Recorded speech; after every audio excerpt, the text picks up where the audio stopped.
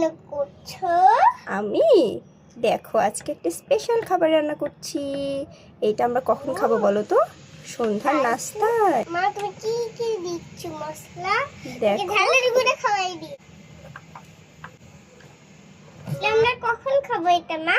এই তো আমরা সন্ধ্যায় নাস্তায় খাবো মা এটা। মা বলো। তাহলে তো খুব মজা হবে মা। হ্যাঁ অনেক মজা হবে, দেখো খেয়ে কত মজা লাগে। কি মা তাহলে তুমি কি এতে সয়া সস দিচ্ছ? হ্যাঁ বাবা, সয়া সস দিচ্ছি। সয়া সস দিলে কি হয় বলো তো? মুরগির গন্ধটা দূর হয়ে যায়, আর সাথে এটা খেতেও কিন্তু অনেক বেশি মজা লাগে। বাবা তোমার পিছে টমেটো সস দিচ্ছ নাকি?